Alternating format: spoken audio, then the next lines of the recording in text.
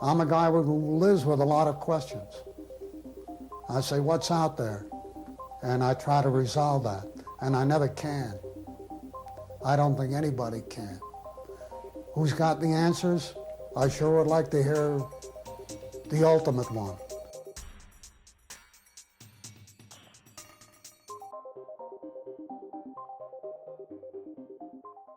First Wits End episode of 2023. We're going to do three Kirbys in one. It's a 3-in-1. So hold on tenaciously to your Kirby buttocks. It's a feast. It's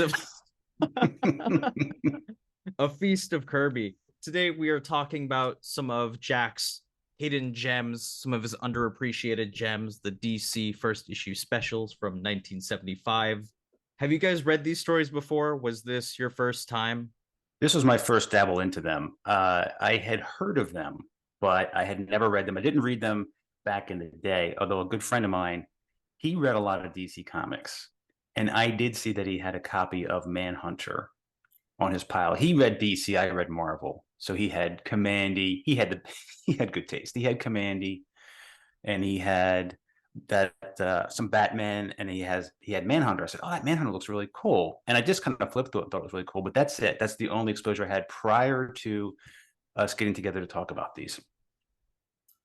I think I had read these with my kids, a few years back. It's the issues were reprinted in, I don't know if you can see this with the glare, this hardcover, and I at the very least I remember flipping through them and starting probably all of them and maybe finishing them. My memory isn't what it used to be reading through comics, but I think this was my first real thorough read through. Yeah, same boat for me. I have that same collection. Atlas first issue special, that was what they kicked off this line with. It was a line of course, first issues. So you had some characters that stuck. I believe the Creeper was one of them. Mike Grell's Warlord was in there. There were some less, I guess, tasty ones like Lady Cop. There was some Ramona Freight and Metamorpho in there as well. So you have some really cool gems in there. You have some early Simons and stuff. But of course, they kick it off with the King. So they have Jack doing a mythological epic story. So you have, it's not a retelling of, you know how Jack would usually take an old myth or an old story and then modernize it. This is not a retelling of the mythological Atlas. I'll tell you that I never read a lot of mythology, and based on what we know about Kirby and how he is really fascinated with mythology, and in many of the previous stories we've looked at together, he would kind of take a known myth and find a way to tweak it and kind of humanize it and like put his little spin on it, right? And sort of say, so you see, it could be based in reality, and here's how it might have become the myth it became.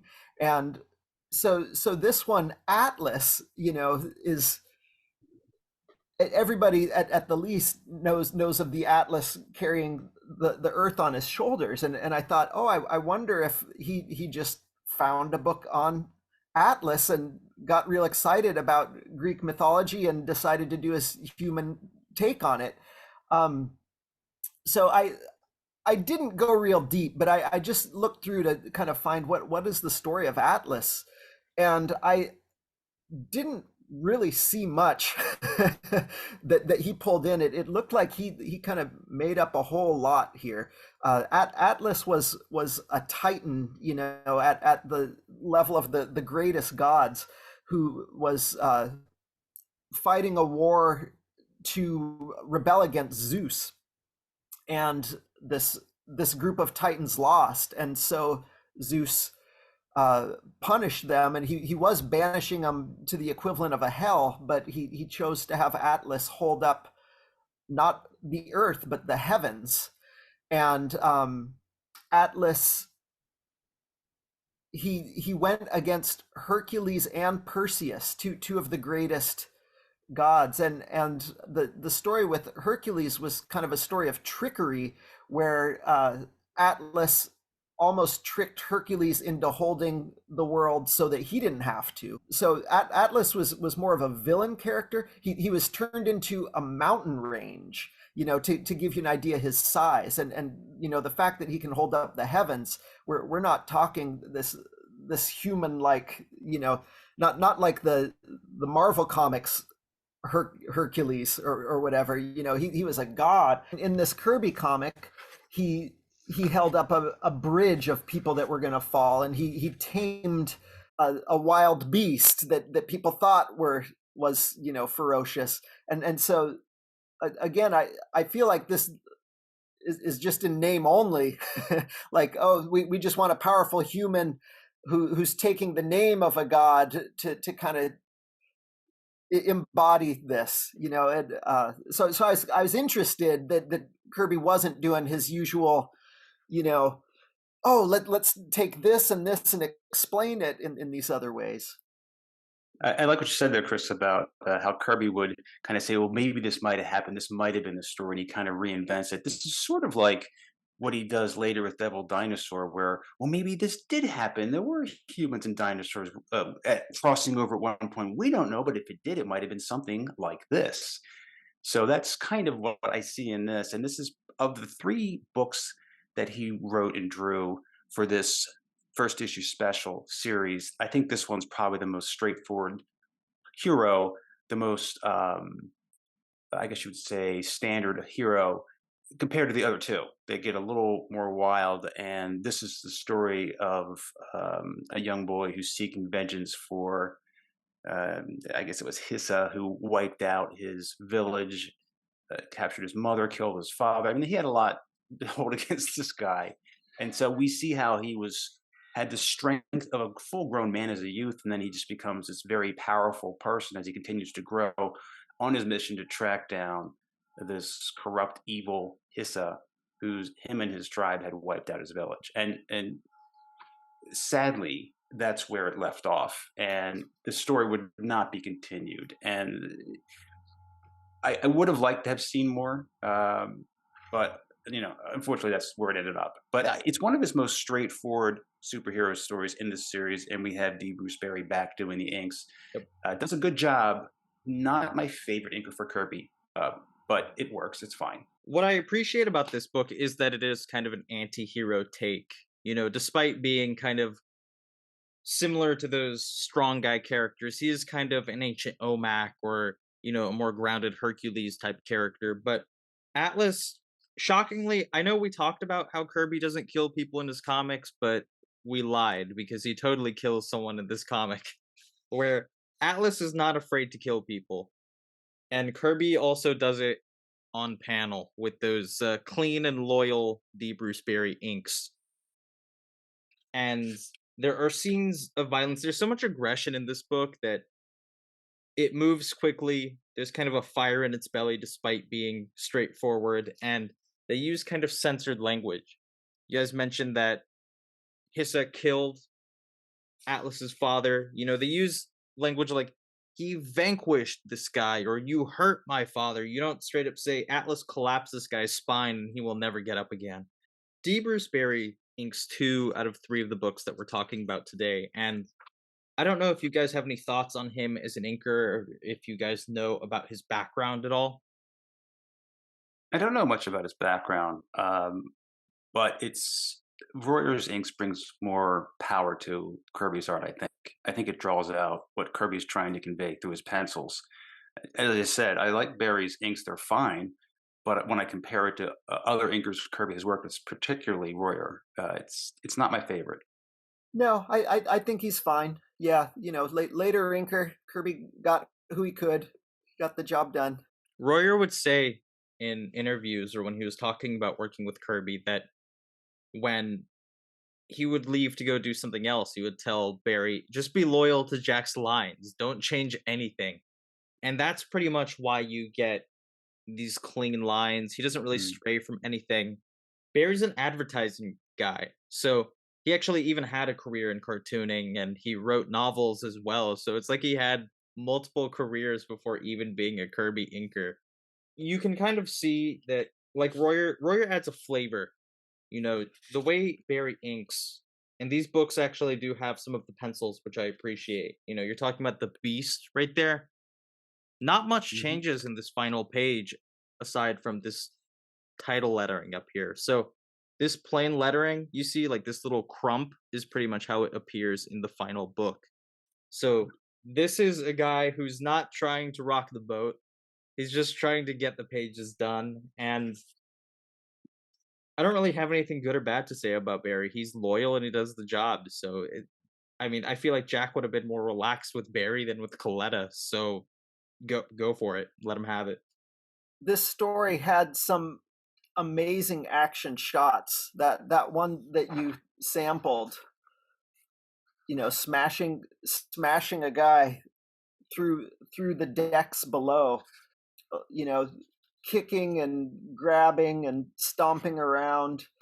I thought there was some really beautiful imagery in here. This hiding in the grass, you know, just really visual, you know, and that's not even so much the action, just a lot of really beautiful visuals. The story I found a little tough to follow. A good chunk of it was flashback, and I was having trouble. You know, this was a story I had to reread and go, what's going on?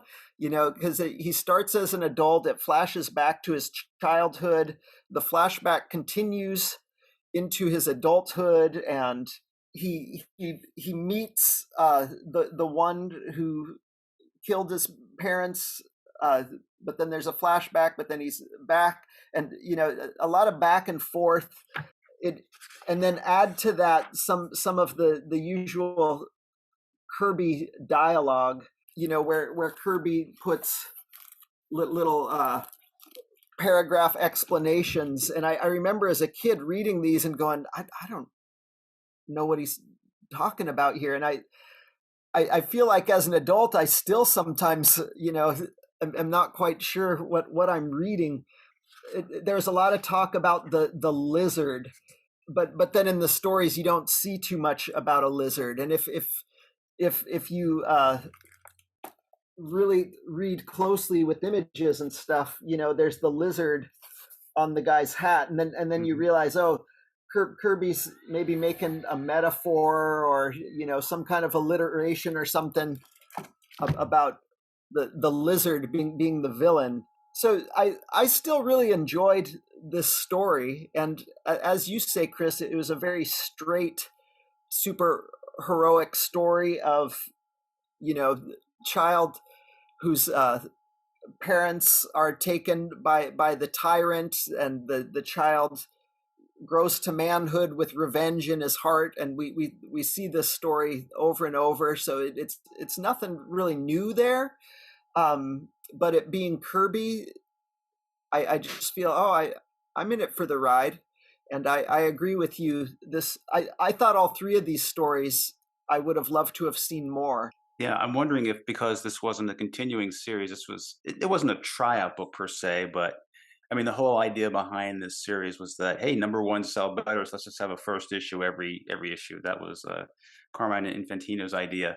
But maybe that kind of affected how Jack told the story, that he wanted to jam as much in there as possible. Like, this is my one shot. I got to lay everything out in the first issue. I can't give it some room to go over a couple of issues. So maybe that's why it's a little confusing back and forth, trying to get every key character in there in just one issue. And the second story, too, I thought was really packed, tight. That's a good point.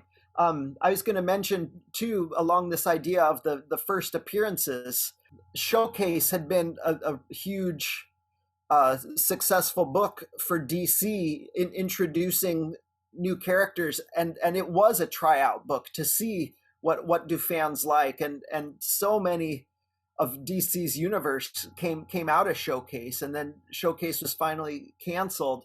On the one hand, you wonder if this is that sort of book, but on the other hand, like you say, the editorial reigns, they just wanted this to be first appearances only, and the way the comics structure is set up, if you only have one issue and you wait to see what's going to come next, it's going to be months before you know if you're going to publish that next issue. And by that time, the kids have grown up and there's a new audience. And so as a vehicle for trying out new things, the first issue idea is, I guess, a good idea. Oh, first issues sell better. But on the other hand, these first issues are issue 3 and 8. So that kind of shoots itself in the foot.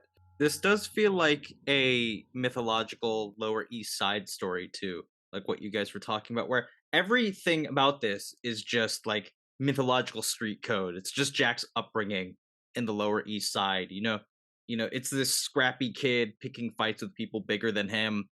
This Hissa guy, you guys showed the splash page of him. He easily could have been one of the mobsters that Jack talked about in those interviews. He's like, everyone from the Lower East Side wanted to have a suit and cared about their mother. And it's like, this guy is very clearly one of those types. So Jack was very much writing what he knew, and he was trying to tell this mythological story. And I don't know if this is getting ahead of the conversation, but this is, out of the 3 issues, this is the one that I wanted to see more of. Of course, Dingbats later on did get more that didn't get published at first, but they did republish it. We'll get to that. But I feel like there's a lot more potential in Atlas having this lifelong revenge epic as opposed to space propaganda of Manhunter. This story too, if it's just a revenge story, we just needed one more issue to see the revenge fulfilled, and then it could have been done. That's all of them pretty much. That's at least the first 2 that we talked about, where it's not too deep. There is a fire in this Atlas story that I would have liked to see continue, at least, like you say, for another issue. I mean, the fact that he's kind of an anti-hero character, but he still has sympathy towards this beast, and it's just lost. It's a beast on its own, that kind of kindred spirit that he has. And I just would have liked... Shaw, I'm sorry to interrupt. You've said a couple times an anti-hero. I see this as straight hero story. What do you see as an anti-hero to this? I think it's the fact that he just... There are instances where he straight up kills people, and Jack generally doesn't do... Like, even Orion is a type of character where it's like he's the son of Darkseid, but he's not going to collapse a dude's spine by punching him out. It's... they use the word vanquish, and... Yeah. He did pound him through a wood deck, but the funny thing is, I didn't even think of it as a murder. I just saw it as 2, wrestlers, duking it out, and he showed him his place. They don't show the mortician coming in and burying the body. It was a different time back then. Yeah, you're right. Rough. He probably did die if you read the specifics, but I just saw this as a feat of strength. So I read it completely lighter, as violent as it was. We have this thing right here, the comics code, that just censors everything. Yeah. I don't know. People didn't have anything to do back then. There was most people couldn't read. There was no entertainment. So it's like, hey, these 2 dudes like beating the hell out of each other. I don't know. Those entertainment, I guess. You know what though? Back in this era of the Greek mythology, warring was part of being a hero. And when you realize, oh yeah, that means killing everybody in battle, but they're the heroes. Do you guys have any other thoughts on Atlas before we move on to Manhunter, or should we move on?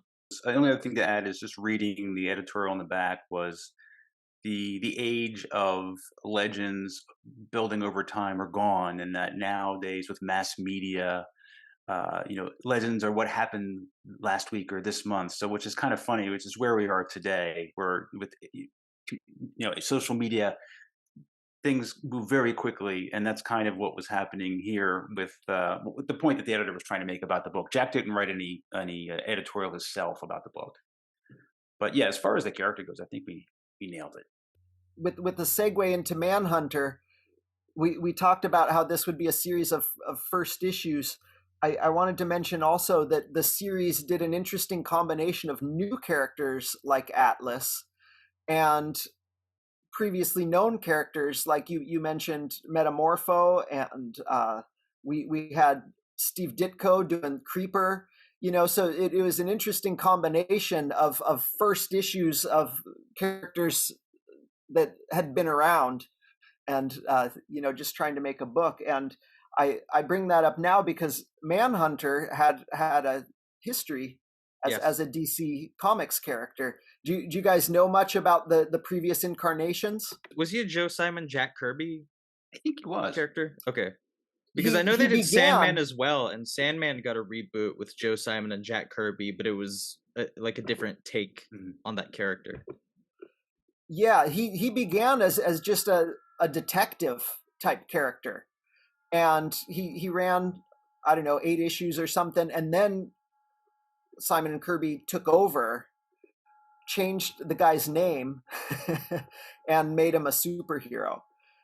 And then I think that ran with them maybe another 8 issues, and then it ran maybe another year after they left the book, and then I think that was it. I think we didn't see Manhunter again until this story. And so it's sort of like Sandman, this Simon and Kirby character that Kirby revisited in the 70s. So whether you like these stories or not, you have to admit he was playing with a lot of variety here. He was doing the Fourth World, he was doing Commandy, he was doing all of these first issue specials, he was bringing back romance comics. So this man, you have to think about all of the deadlines that he's playing with as well. Like, yes, some of these stories are rushed, but it's like this guy has to balance so much work.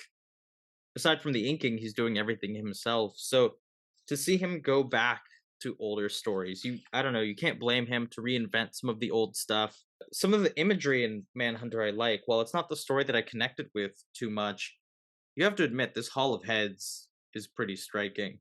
Oh, And I loved it. That was my favorite part. The talking heads. Yeah, talk about,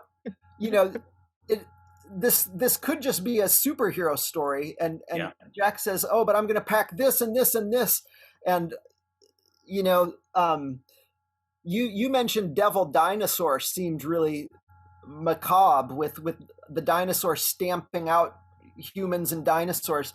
I found a Hall of Heads to maybe be more macabre, the most gruesome sight I've seen of Kirby. And but once again, Comics Code, not to cut you off, but they have to make the note that they're like animatronic heads, or maybe they were taxidermied and have like voice boxes implanted in them. So it's like, it's gruesome, but there are kids reading this as well. And that said, it's a serial killer who's cutting off heads and then bringing them into his cave, and then putting the voice boxes into these actual heads, and decorating his whole room with these heads. This wound up being a 5-page intro, but I was thinking I wanted to see this story as a mini series. And he just, bam, rushed through it.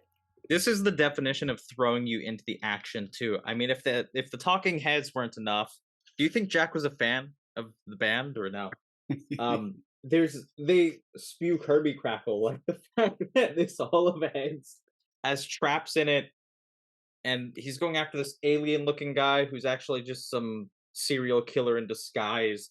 It moves so quickly, and it's one of those moments where it's really strong. Like the first 8 pages of the story are really powerful. I love the design of the Manhunter. It is a little bit more clear cut than Atlas, maybe at least at first, where it's like justice prevails, like that kind of story. And once again, it prevails because he electrocutes him to death. What did you guys think about the reveal of the Manhunter? He finishes his mission on page 8. You get the reveal that it's actually a guy facing his mortality. So, yeah, I didn't expect that.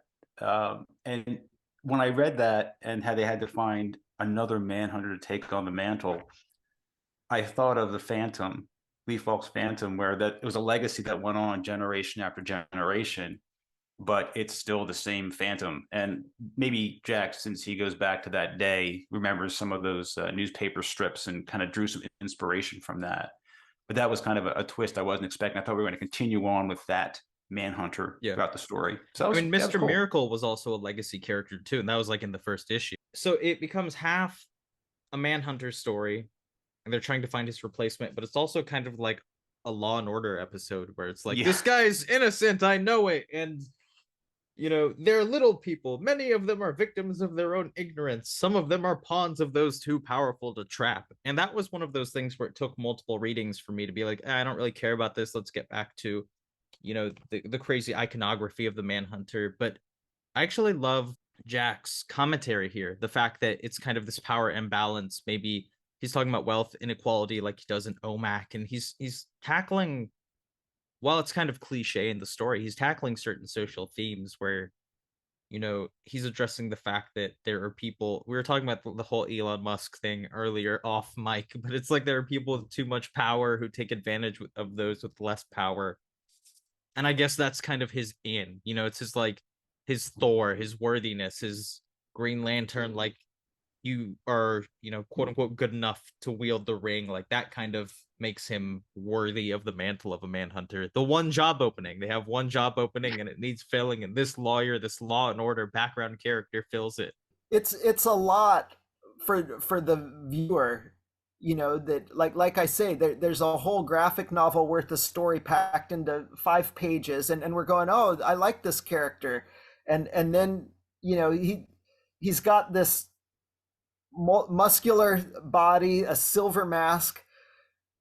He pulls it off and he's an 80-year-old man, and you go, wait a second, and then they say, and now I'm too old. Well, we just saw you running around like a 18-year-old. Now I'm too old, and so now we have to find someone new. And you're going, I barely know what I just saw with all these heads, and now you're introducing a new character. And like you say, it's a genre shift into Law and Order and the new guy, and then we've got to find out how the new guy takes the mantle, and so then that takes a little while, and the last panel of this story we learn who the villain is and how he's squashing the little guy. And I think that's the same actor who played our villain from Atlas. Yeah, it does look like him. He's a character actor. He's yeah, I would love to see both of these stories as 3 or 4 or 6 issues, you know, and it's such pure Kirby. I had a blast, but yeah, you gotta read it, you gotta reread it, and go, wait a second. The fact that the Manhunter unmasked and he's an old man, and the next scene we see the lawyer with an old man. I'm going, oh, no, wait, they've got different eyebrows and one has glasses. I guess these are different people. But in comics, you don't see a lot of old white-haired people. And so to my limited brain, I'm connecting, you know, I'm trying to figure out, where's this going? Is this character? So the speed with which it's produced and packed in just adds to the zaniness and confusion as a reader. The old guys rule. I mean, and in defense of the old guy, being 80 and kicking butt and then saying, oh man, I'm tired, I'm spent. Well, yeah, I mean, that's how most old guys feel. They spend all their energy, now they're done. By the way, when you go to the Manhunter's base, it's 2 old guys. So you get 2 old guys for the price of 1 comic. Yeah, it's Odin's cousin. Yeah, it's an Asgardian background character. Like, you know, when Jack forgot how to draw certain characters' outfits and he's just like, I'm going to draw Balder like this today. It's like that. And I love the imagery of the lion. I love the symbolism of the lion. It's this mix of mythological imagery, but it's also this sci-fi imagery, and it's kind of Kirby's 2 biggest flavors clashing together. And some of these panels really do look like they're ripped out of Thor. The old guy that we were talking about, the other old guy, like the lawyer's uncle, has this convenient armor just in his back room. He just has the Manhunter armor. He talks about how it's a secret sect, and that connects our lawyer to the legacy character.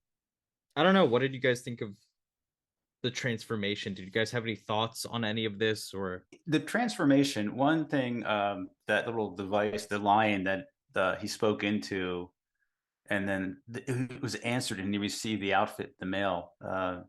Probably with free shipping too, I would guess. I'd like to try that someday with SIRI and say, "Hey, send me a super suit," or something. It's just kind of. I thought that was kind of bizarre. I was going to say, adding to the confusion, you've got this. We saw this Manhunter in action, and he's tired, so he goes back to the Grand Master's base, and he says, "I'm too tired. We need someone new. Have you chosen someone new?" And then coincidentally, there's this lawyer whose uncle, who's also old, has a Manhunter suit, and it's a cult, and you're trying to piece it together. Wait, so there's not one Manhunter, there's a cult, and they all have suits, but only one of them can be the Manhunter, but they all just have suits just in case. And it just is a coincidence that it's the nephew of an uncle of one of the cult that they've chosen as their candidate. How does this process go about? You can't think too deep. You just gotta hold on and go for this ride, try and figure out, or just kind of take for granted. It just works this way. Yeah, they didn't even ask for references, which amazed me. And this secret room that I guess his nephew didn't know about. I've had dreams like this where we have this secret room in the house, like, oh, I forgot about this room. We have all this extra space, But it was just like, wow, you didn't know about that? And then there's a suit in the room. Well, why isn't someone in that suit? Why wasn't that passed along? So I was a little confused by that. But like you said, I just went with it and said, okay, well, now he's trying out for the job. He doesn't have the job yet. This is a tryout. It's a tryout with a serious Kirby case sense. of Stanford prison experiment mindset. Like, this guy gets the uniform, but immediately he's like, I'm throwing fools out of windows, gonna throw them onto cop cars. Just like brutality all over the All place. that pent up justice he wants to met out. Yeah. It's Righteous cathartic. justice. We talked about the lizard guy, his a cameo, and we kind of have a cameo by John Kreese from Karate Kid. They don't check references. There's no health insurance. There's only one job opening, and he doesn't even get a car. This man has to run. So this guy has to like run all the way to see our character actor over here. So it's just like the Manhunter job doesn't seem like a fun position to have. It's just physically grueling, no time off. Your manager doesn't do any work, and it's just like nothing going on there. At its root, kind of the same story as Atlas, though, but instead of revenge for the slaughter of his family, it's revenge for the little guy that can't catch a break. It's still a tyrant, ruler, villain who needs to be put down so that we can have a decent life. We have Atlas, the mythological revenge story. We have the Stanford prison experiment, hankering for justice, and then we have Dingbats of Danger Street, which reunites Jack Kirby and Mike Royer. We covered this a little bit, but there were other Dingbat stories. So out of all of these, Dingbats did get a continuation. It got 2 other stories, which were unpublished until, I believe, Tomorrow's collected them all together in a book. This is kind of a plug for Tomorrow's, but also not really. But I don't know if you guys have read Dingbat Love. I didn't read that. Yeah, Is that tied to this in some way? Yeah, it's the collection of all of like the unpublished Dingbats. So that would have been a fun book to cover as well. All of these stories that Shaw, were these other stories also in the 70s? Yes, I think they were published, or he did them back to back, but they just weren't published. So Dingbats of Danger Street got a release, but the other 2 Dingbat stories weren't published until John Morrow put them together. Well, that's exciting to hear, because I was reading an old article about how there were photostats of the pages, and he was trying to get them all together so they could be published. And that was an article from a couple decades ago. So I didn't realize, I thought Dingbat Love was just like a romance book. You didn't really pay attention. So you just made my day. Yeah, okay, so it's True Life Divorce, and then Soul Love, and of course Dingbats of Danger Street. And I think for the most part the book is out of print or kind of hard to find. It went out of print kind of quickly, but I like these little niche glimpses into Kirby's work. I think Dingbats is one of Jack's funniest comics, just because it's so esoteric. It's Jack's sense of humor, like that clunky dialogue we were talking about. It's that he turns it to 11 and then breaks the knob. I feel like humor is, it's personal taste, but I find it can date quickly, and it being Kirby humor, it was very odd. Yeah, his humor is odd, and the language does kind of go back to when he grew up in the neighborhood. And I don't know if it connected with the audience at the time as much as just some of the straight superheroics. Now, reading this now, this was nuts. This was bananas. I mean, I really did enjoy it, and I would have liked to see more. As a superhero book, Manhunter was my favorite, and I would have loved to have seen more. But this, even though there weren't more issues published in this series until much later, I would have liked to have seen more. At least it felt a little more satisfying reading this one, that there was some kind of conclusion to the story, but there could be more to come. But this was just so bizarre, Kirby, off the wall. I loved it. It surprised me. I didn't think I would.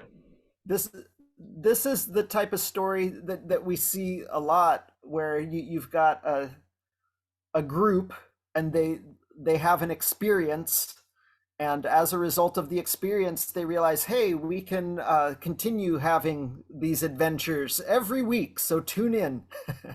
And the additional adventures never came to be, but that potential for it was all set up with their relationship with the cop, right? Who decided, oh, they've got spunk, they're all right.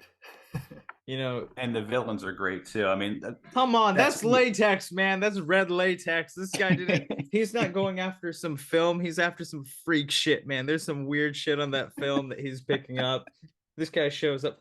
This is everything that Jack has been doing since the beginning of his career. Type characters, a group of scrappy kids. It takes place in an environment like the Lower East Side, like we've covered. And Royer's inking and lettering adds so much character. Going from the D. Bruce Berry inking and lettering, not hating on him, but there's just so much flavor in this. Even just like the little whooshes here add so much kinetic energy. And do you think Jack is like trying to do a version of like Batroc the Leaper, and it's this like creepy, pervy looking Pringles looking dude? Like, that's exactly what I thought. It's a crazy Batroc the Leaper, and even the Gasser looks like one of the Ant-Man villains he drew way back in the early '60s. Which I actually like the Gasser's design as well. I'm not crazy about the name, but yeah, he probably gets teased a lot. I'm guessing he's thinking back to his childhood and kids he knew. You've got the super strong guy, and you've got the clown, and you've got the straight guy, and unfortunately you've got this sort of Asian stereotype. That one was rough. Every time this character's name is Bananas, every time I get that Jack means well, but come on, it looks like a caricature. Bananas just makes me uncomfortable. Like, that's one thing where it's like, Jack, come on, you could do better than that. So he's created this group that can have laughs together, and you almost picture it like an R gang or something. They're a little older, but then in the middle of that, this super villain, masked, jumps in, and you're thinking that's a weird combo, and you picture him pitching it. No, it's everyday kids in the neighborhood, and then these superheroes, and and then the Gasser shows up, and he's in that crazy costume, and so these kids are thrown into the superhero world basically, but they're tough, and they've got street smarts, and they can outsmart those superheroes, and the local cop comes in to investigate the superhero villainous business. So then you've got this sort of 40s gangster film noir element thrown in to the Bowery, and I just think that this is not Reese's peanut butter cups. This is not two great tastes that taste great together. This is why is it this and this? It's such a strange combo. It's physical humor, and this guy kidnaps people. This is a kidnapping story. It's like there's so much cognitive dissonance going on here. Like, I don't know, it has kind of a Goonies type vibe where it's like, scrappy kids put in this weird situation, and they have the straight man. He's kind of like, he reminds me of a younger Terrible Turpin, where from New God, where he's kind of the cop character, the cop type, but he's also kind of superhuman. Like a normal person wouldn't be able to go up against Calabac the Cruel. And the Manhunter should have called this guy. I think he would have been better as a Manhunter than the other guy. There's a lot of cool parkour in here, traversing this Lower East Side type. I don't know if you guys have thoughts on just like the pacing and the action in the story. Don't get me wrong, it is zany. I really enjoyed all three of these stories. They're all so bizarre and so Kirby. Just reading through and thinking, what is going through his head? That, people often say about artists, how do they come up with these ideas? But Kirby, it's like, to a new level for me. And it's just so fun to just, all right, this is what it is, and I'm just here for the ride. Exactly. Yeah, I think Kirby just had a blast with everything because he knew he probably had just one shot at some of these, although I think he had more hopes for Dingbats. And Dingbats is just so bizarre. I do like to read these multiple times because it does take a couple reads to kind of understand what's happening because there's so much packed in there. And Dingbats is one of those things like, this is weird. This is kind of neat because it's so weird. Like, it's not what I'm expecting. It's not going places I wanted to. So that's great. And I really enjoy it. So yeah, they were all three really good reads. And I wish there had been more, and I'm glad there is some more that was finally published. So, but yeah, they were definitely worth getting into. Neal Adams talked about this regularly, where he would talk about the difference between an inker, I'm doing air quotes for people listening, or a finisher. And when he talks about the finisher, he's like, a finisher finishes. And it's that they add more to the story. It's not they're just inking over the line. So that's where you can see the comparison between a Barry, who's for the most part very loyal to Kirby's line work. He's very respectful, but Royer is respectful but adds to the story. Like, if you took Royer out of this, I think it would be a less kinetic story. Like, Christopher, you're talking about the Talking Heads hallway. I think this is my favorite page that we've covered. This page right here. It's just such a testament to the gravity that Royer brings. Like, come on, like the bullets hitting the ground and this Kirby crackle over here. It's just so visually pleasing to look at. If you look at Royer's lettering, if you look at the original pages that Barry does versus the Royer ones, Barry is loyal. Royer takes Jack's suggestions and improves on them. So Jack might do a normal bubble in his lettering, and then Royer will do something else. He'll add, this little shouting bubble right there. So the fact that he's not just tracing over Kirby's lines in ink, he's adding more to the story, is like the inker is an irreplaceable part. I'll share this scene, the action, Kirby and his action. You've got this panel, just so much motion, so much directing of your eye. All of this, it brings you down. This sort of swoop brings you down into here. There's this lunging motion. You're getting, brought back and forth here. There's this kind of keeps you up in here, but you've got this line bringing you down into this amazing leap. Just beautiful pictorial storytelling, how it leads your eye to just feel this motion. I had a friend, we were talking about Kirby and how we both, it took us time to appreciate Kirby and what he does. My friend said he realized Kirby was a master when he was looking at a panel. He like felt the panel move, the action in it.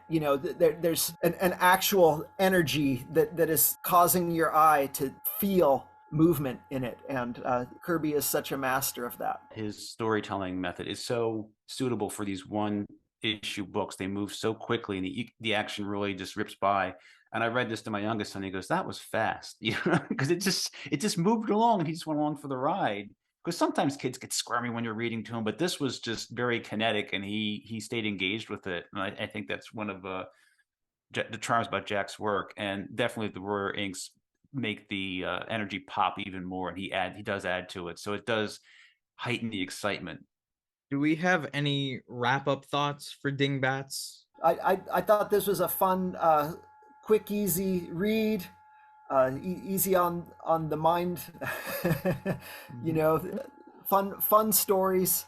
I enjoyed going through these. Any wrap up thoughts before we sign off? I hope there's always more Kirby for us to get into. I know we're going through a lot of it. If I may, Yes. my Doris Danger Giant Monsters Amok has gone to the printer. Yay. And it should be out. We don't have an official date yet, but it's looking like it'll be out in May. You should mention what publisher it's from as well. Fantagraphics, their FU label. Yes. Excited for that. Yeah, we're getting to the weird stuff of Kirby right now. Like all of these recent talks have been just, I wouldn't say scraping the bottom of the barrel, but it's just like these esoteric like I've had people ask about when are you gonna do like new gods? It's like we're never gonna do new gods. We're gonna do all the weird stuff. Destroyer Duck is next, baby. That's what we're doing. Yeah, that other stuff has been talked to death. We're treading on some ground that hasn't been plowed so much. This is definitely worth getting into.